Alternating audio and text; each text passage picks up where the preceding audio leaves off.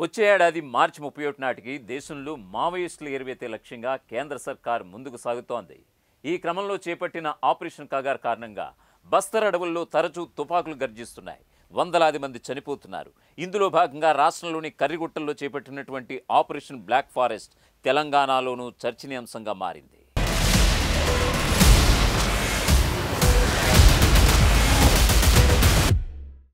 దేశంలోని సాయుధ విప్లవ పార్టీలన్నీ కలిసి 2004 సెప్టెంబర్ 20న భారత కమ్యూనిస్ట్ పార్టీగా ఏర్పాటయ్యాయి.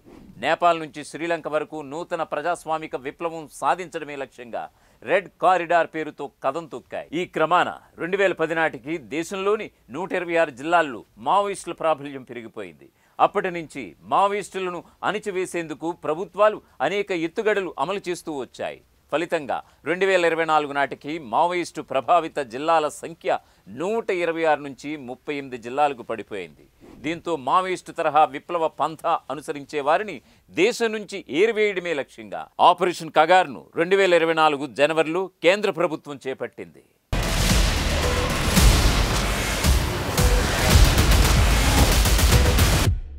కేంద్ర రాష్ట్ర ప్రభుత్వాలు సంయుక్తంగా చేపడుతున్న ఆపరేషన్స్తో మావోయిస్టు పార్టీకి తీవ్ర నష్టం వాటిల్లింది. ఛత్తీస్గఢ్తో పాటు ఏపీ, తెలంగాణ, ఒడిశాలో చోటు చేసుకున్నటువంటి వరుస ఎన్కౌంటర్లలో ఇప్పటి వరకు 439 మంది మావోయిస్టులు చనిపోయారు. ఇందులో జన మిలిషియా మొదలు party supreme commander Nambala Keshava Rao వరకు ఉన్నారు. చలపతి, ప్రయాగ్ మాంజీ, తింటు సుధాకర్, గాజర్ల గణేష్ వంటి కేంద్ర కమిటీ సభ్యులతో పాటు దండకారణ్య స్పెషల్ జోనల్ కమిటీకి చెందినటువంటి రేణుక, అరవింద్, ఊర్మిళ వంటి ముఖ్య నేతలు మృతి చెందారు.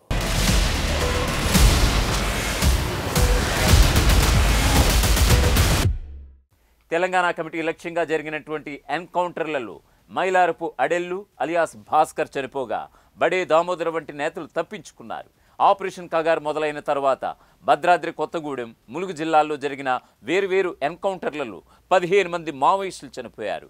ఇప్పటి వరకు 1457 మంది మావోయిస్టులు లొంగిపోగా మరో 1469 మంది అరెస్ట్ అయ్యారు. మొత్తంగా 3500 మంది వరకు సాయుధ విప్లవ పోరాట పందాకు దూరమైపోయారు. మొత్తంగా కగార్ ప్రభావంతో మావోయిస్టు ప్రభావిత జిల్లాల సంఖ్య 38 నుంచి 11కు పడిపోయింది. ఈ జిల్లాల్లో తెలంగాణలోని భద్రాద్రి కొత్తగూడెం, ఏపీలోని అల్లూరి సీతారామరాజు జిల్లాలు కూడా ఉన్నాయి.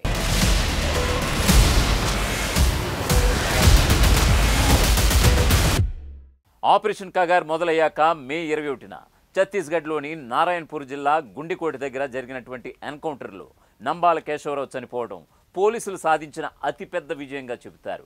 ఆ తర్వాత స్థానం తెలంగాణ, ఛత్తీస్గఢ్ సరిహద్దుల్లోని కర్రిగుట్టలపై 21 రోజుల పాటు భద్రతా దళాలు కొనసాగించినటువంటి ఆపరేషన్ బ్లాక్ ఫారెస్ట్కు దక్కుతుంది.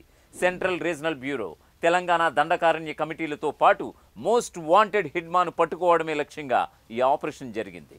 ఇక్కడ చోటు చేసుకున్నటువంటి ఎదురుకాల్పుల్లో 31 మంది మావోయిస్టులు చనిపోయారు. అయితే అగ్రనేతలెవరూ భద్రతా దళాలకు చెక్కలేదు. కానీ మావోయిస్టు పార్టీకి కంచుకోటగా ఉన్నటువంటి కర్రిగుట్టలు పోలీసుల ఆధీనంలోకి వెళ్ళిపోయాయి.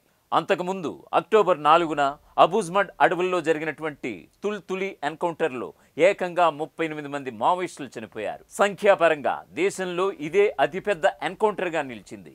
ఇదే సమయాన మావోయిస్టు ప్రభావిత బీజాపూర్, సుక్మా జిల్లాల్లో రికార్డు స్థాయిలో 72 కొత్త మొబైల్ నెట్వర్క్స్ టవర్స్ను నెలకొల్పడం జరిగింది. ఆపరేషన్ కగార్ ఉధృతం కావడంతో మార్చి 28న మావోయిస్టులు శాంతి చర్చల ప్రస్తావన తీసుకొచ్చారు.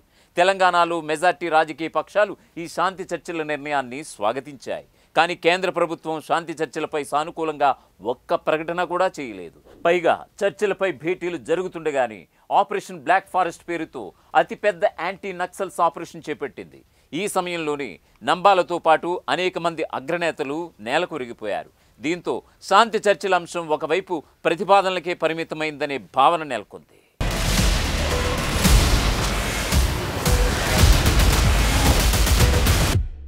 ఛత్తీస్గఢ్, తెలంగాణ సరిహద్దుల్లోని కర్రిగుట్టలను కేంద్రంగా చేసుకుని మావోయిస్టులు తమ రాష్ట్రంలో అడుగుపెట్టేందుకు ప్రయత్నిస్తున్నారని, వీటిని అడ్డుకోవాలని 2024 జూలై 4న కేంద్ర హోంమంత్రి అమిత్ షాకు ముఖ్యమంత్రి రేవంత్ రెడ్డి విజ్ఞప్తి చేశారు.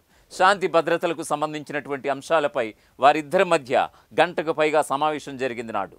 ఇందులో మావోయిస్టుల రాకను అడ్డుకునేలా భద్రాద్రి కొత్తగూడెం జిల్లా కొండవాయి, ములుగు జిల్లా అలుబాకలు జాయింట్ టాస్క్ ఫోర్స్ క్యాంపులు ఏర్పాటు చేయాలని సీఎం అభ్యర్థించారు. భద్రాద్రి కొత్తగూడెంతో పాటు ములుగు, కుమరంభీం, ఆసిఫాబాద్ జిల్లాలను కూడా మావోయిస్టు ప్రభావిత జిల్లాలుగా గుర్తించాలని విజ్ఞప్తి చేశారు. సీఎం రేవంత్ సూచనల ప్రకారం జాయింట్ టాస్క్ ఫోర్స్ క్యాంపులు మావోయిస్టు ప్రభావిత గుర్తింపు ఇవ్వడంపై సానుకూల ప్రకటనలు రాలేదు. కానీ కర్రిగుట్టలపై పట్టు సాధించేలా భద్రతా దళాలు ఒక్కో అడుగు ముందుకు వేస్తూ ఈ ఏడాది మే 15 నాటికి విజయం సాధించాయి.